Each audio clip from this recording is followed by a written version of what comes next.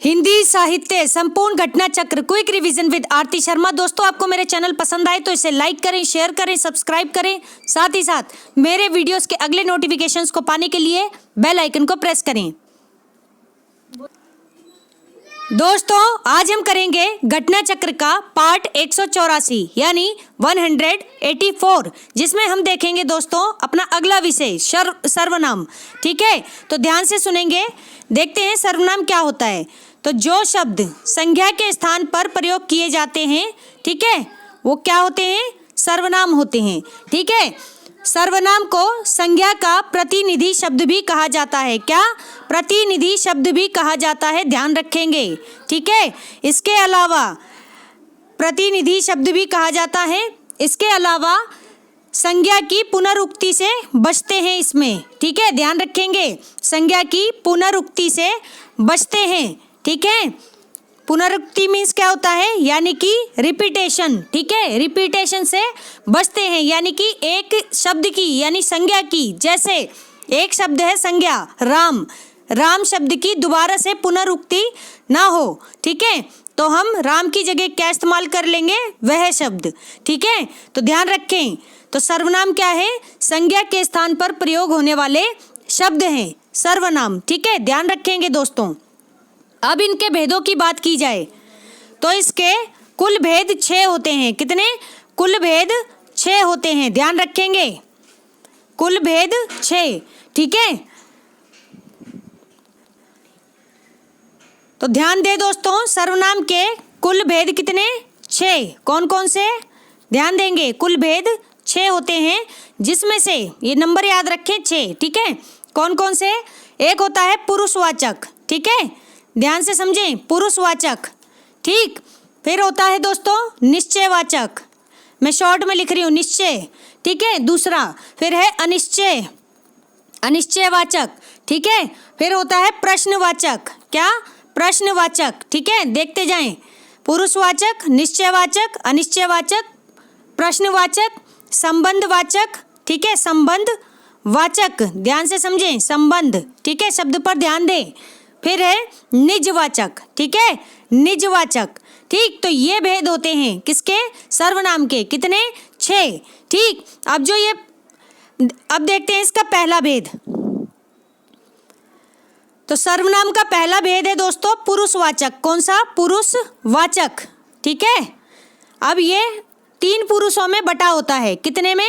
3 पुरुष में। कैसे? एक होता है उत्तम। ठीक है, इसको यहाँ ना देखें, इसको इधर देखें। ठीक है, एक होता है उत्तम पुरुष। ठीक है, एक होता है मध्यम पुरुष। ठीक, और तीसरा क्या होता है? अन्य पुरुष। ठीक है, अन्य पुरुष। ये 3 बातें ध्यान रखें। उत्तम पुरुष में क्या होता है? उत्तम पुरुष में, ठीक है, लेखक और वक्ता आते हैं। कौन?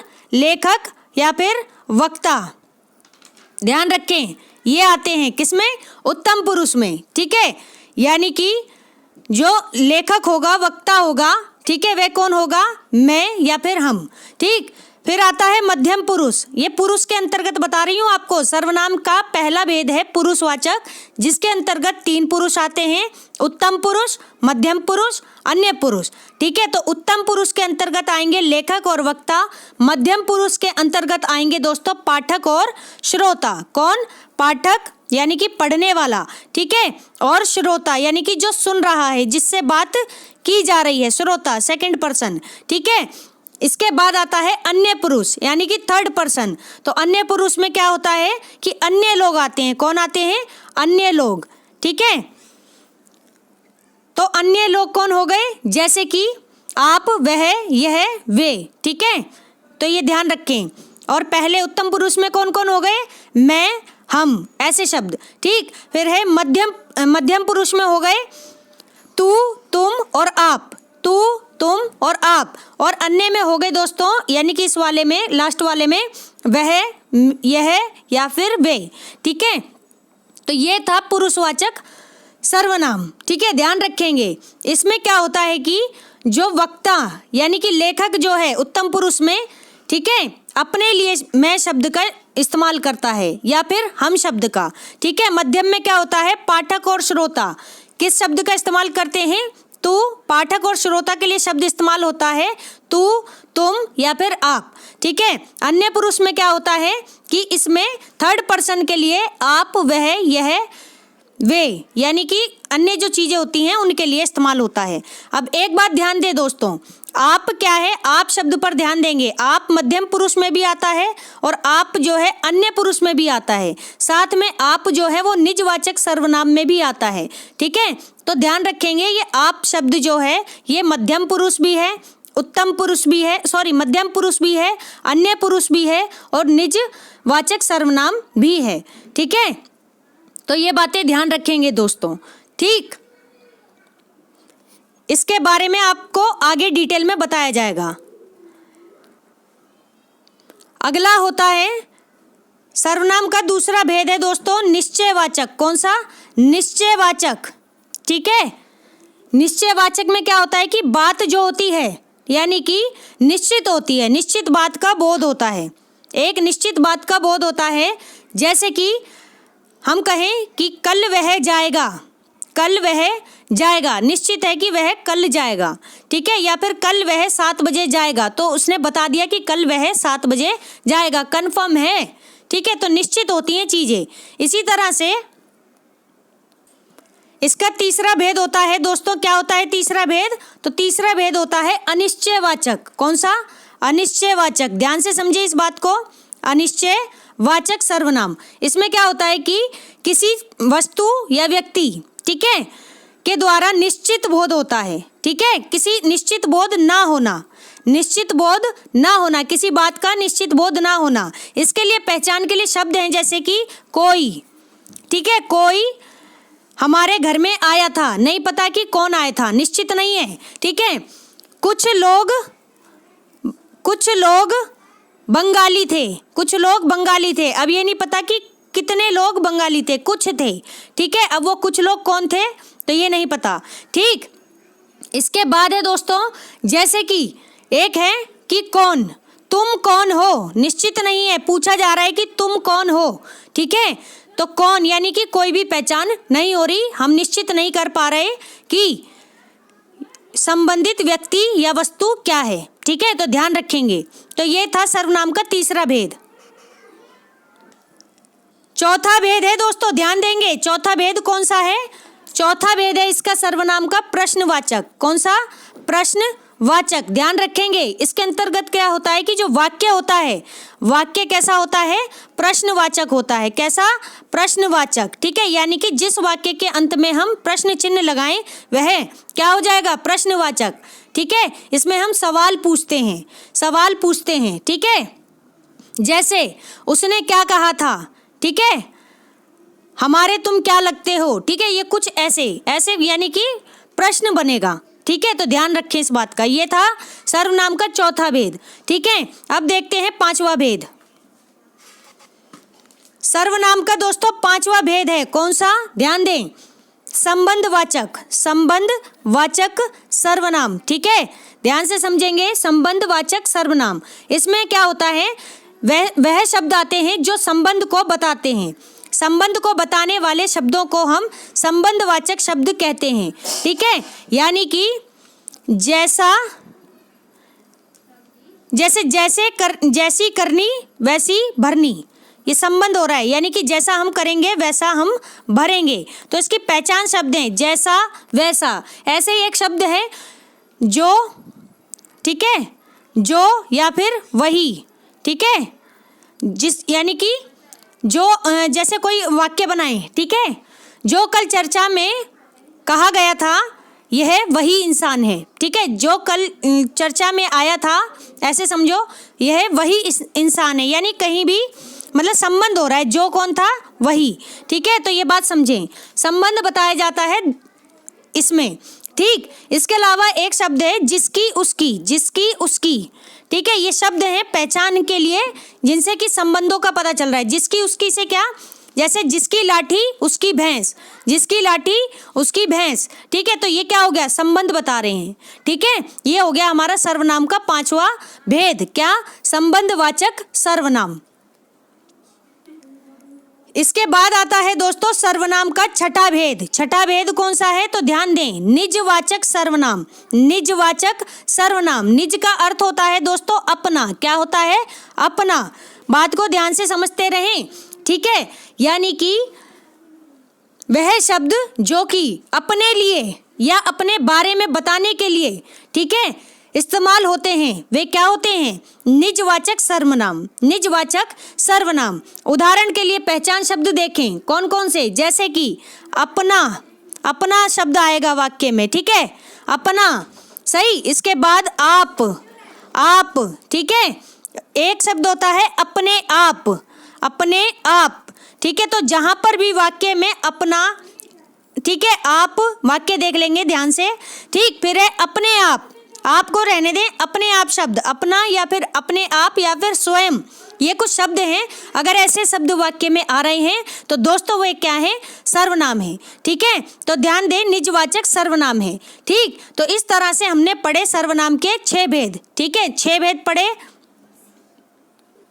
कौन कौन से तो ध्यान से समझेंगे दोस्तों। 6 भेद में हमने पहला पढ़ा था कौन सा? पुरुषवाचक। पुरुषवाचक सर्वनाम। दूसरा पढ़ा था दोस्तों, क्या पढ़ा था? निश्चय। निश्चयवाचक सर्वनाम, ठीक है। तीसरा हमने क्या पढ़ा था? अनिश्चयवाचक सर्वनाम। अनिश्चयवाचक सर्वनाम, ठीक है। चौथा हमने क्या पढ़ा था? चौथा हमने पढ़ा था प्रश्नवाचक। प्रश्नवाचक सर्वनाम। पांचवा हमने क्या पढ़ा था? संबंधवाचक। क्या पढ़ा था? पांचवा संबंधवाचक। यहाँ देख लें पांचवा, ठीक है, संबंध, ठीक है। इसके बाद हमने छठा क्या पढ़ा?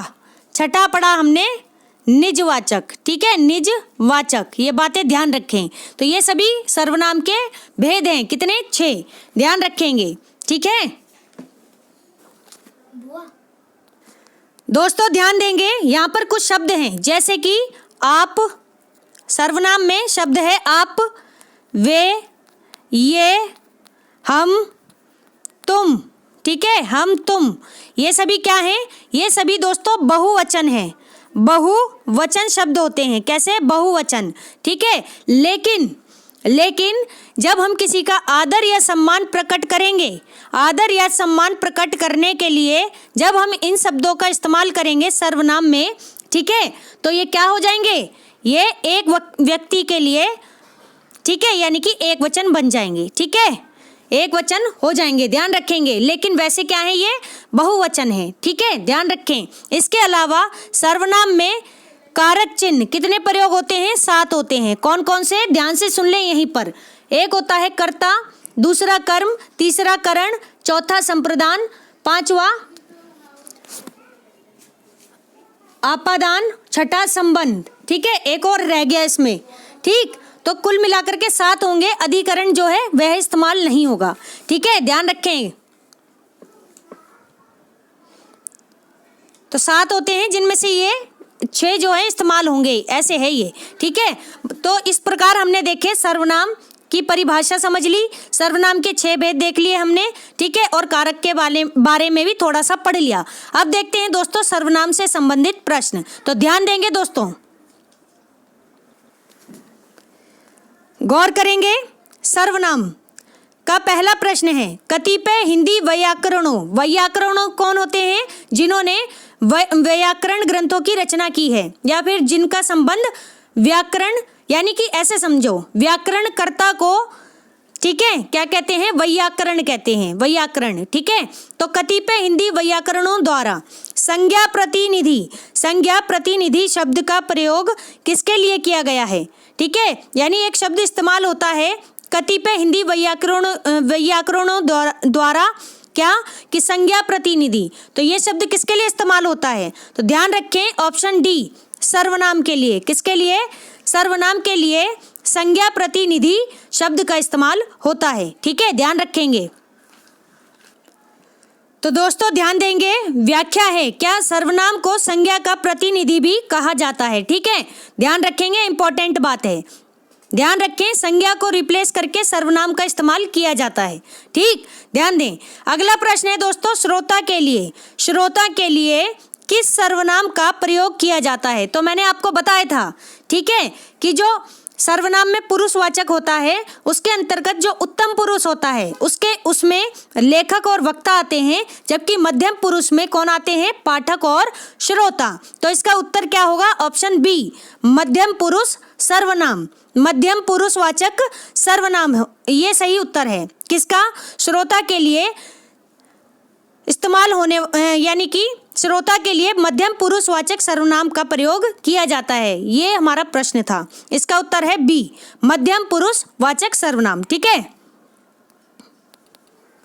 देखेंगे दोस्तों प्रश्न की व्याख्या। गौर करें, पुरुषवाचक सर्वनाम यानी कि पुरुषों जैसे स्त्री या फिर पुरुष, पुरुषों के अंतर्गत दोनों ही, स्त्री भी पुरुष भी, इनके नाम क्या कर दिए जाते हैं? बदल दिए जाते हैं। कोई यानी स्त्री है या कोई पुरुष है, इनके नामों में परिवर्तन कर दिया जाता है। ठीक है, उत्तम पुरुष में ध्यान दें, उत्तम पुरुष में लेखक या वक्ता आता है। ठीक है, मध्यम पुरुष में पाठक या श्रोता आता है, और अन्य पुरुष में कौन आते हैं? अन्य लोग आते हैं। ठीक है, अन्य पुरुष में अन्य लोग आते हैं। ठीक है, देखते हैं पुरुषवाचक सर्वनाम के 3 भेद। पुरुषवाचक सर्वनाम के 3 भेद होते हैं दोस्तों, एक उत्तम पुरुष, एक मध्यम पुरुष और तीसरा अन्य पुरुष। ठीक है, तो ये 3 भेद हो गए। ध्यान दें, उत्तम पुरुष में कौन कौन आते हैं? मैं, हम, मुझे, मुझको, हमारा। मैं, हम, मुझे, मुझको, हमारा, ये सभी कौन है? उत्तम पुरुष। इसके बाद है मध्यम पुरुष, इसमें आएंगे तू, तुम, आप, तुझे, तुझको, तुम्हारा। ठीक है, यानी सेकंड पर्सन होगा। ठीक, तू, तुम, आप, तुझे, तुझको, तुम्हारा। ठीक है, ध्यान रखें। अन्य पुरुष यानी कि थर्ड पर्सन, थर्ड पर्सन में कौन कौन आ जाते हैं? वह, वे, यह, ये, इसे, इसको, उसे, उसको। कौन कौन? वह। ठीक है, जैसे हम इंग्लिश में करते हैं ना, he, she it, he, she, it, other name, third person में। ठीक है, तो ऐसे ही ये है। ठीक, वह, वे, यह, ये, इसे, इसको, उसे, उसको। ठीक है, ये किस में आ गए?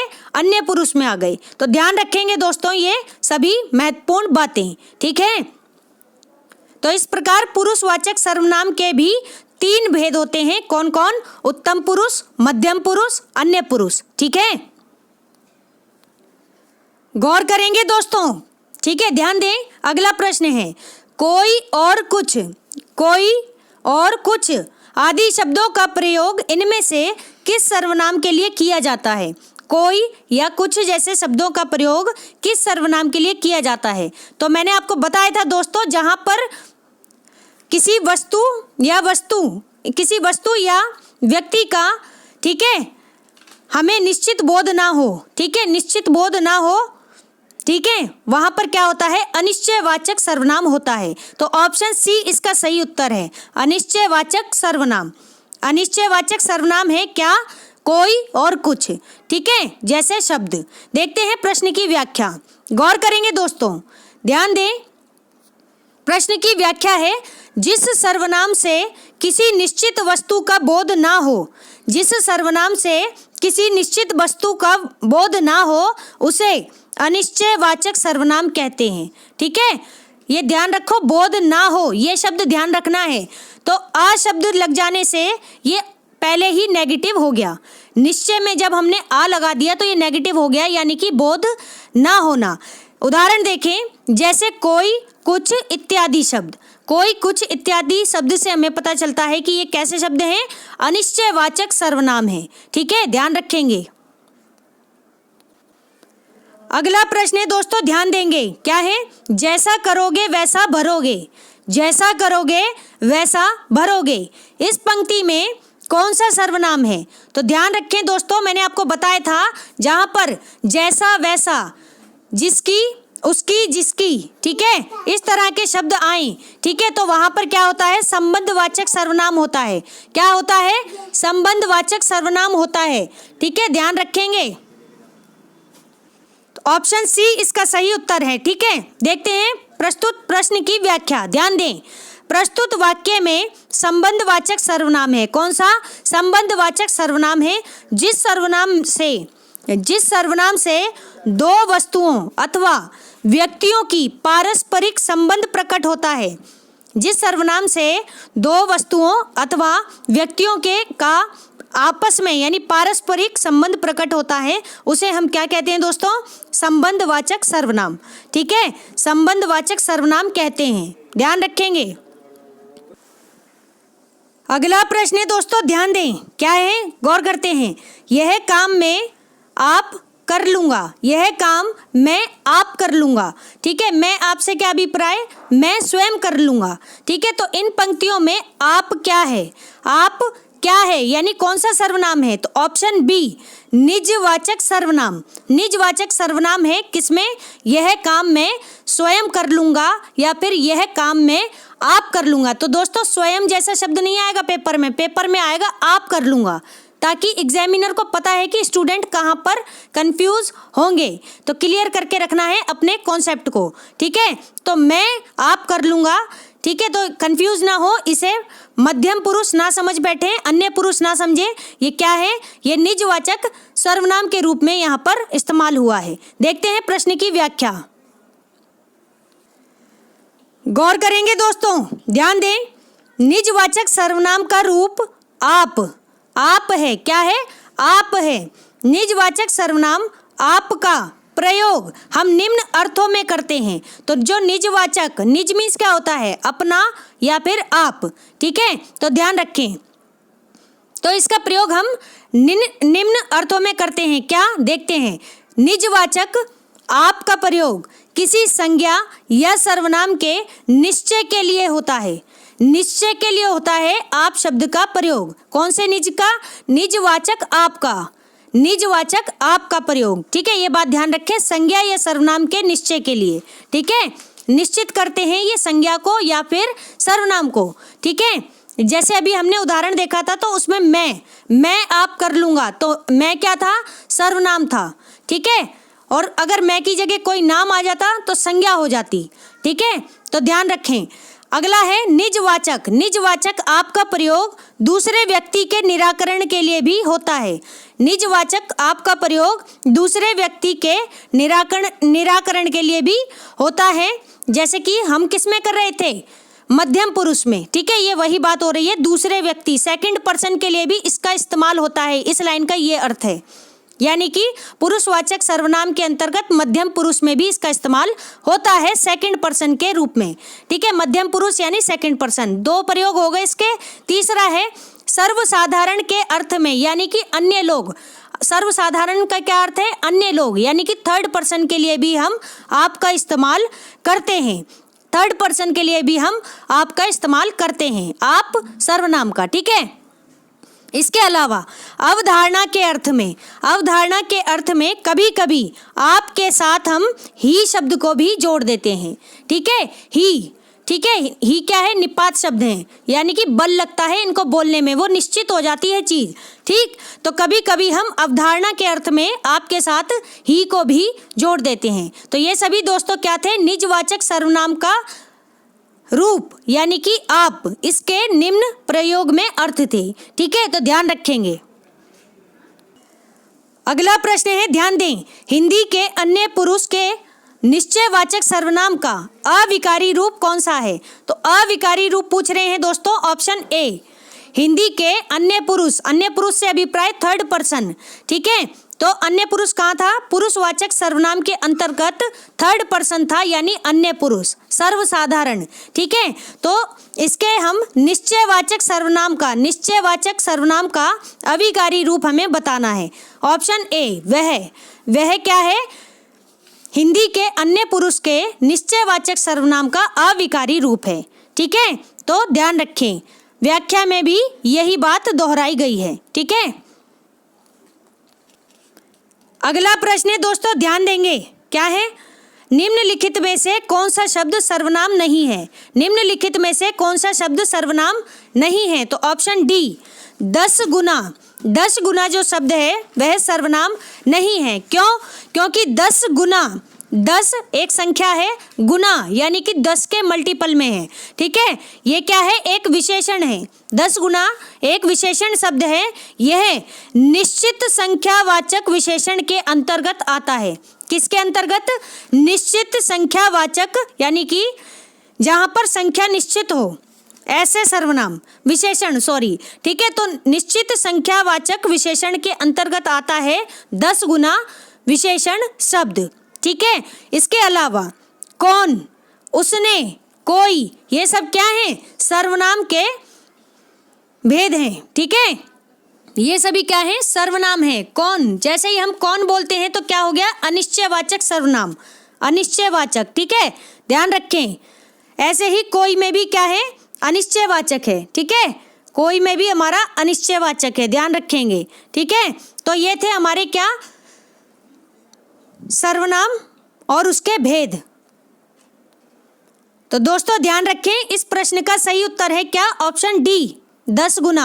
निम्नलिखित में से कौन सा शब्द सर्वनाम नहीं है? यानी कि 10 गुना शब्द सर्वनाम नहीं है। यह एक विशेषण है, और कैसा विशेषण? निश्चित संख्यावाचक विशेषण है, ठीक है, ध्यान रखेंगे।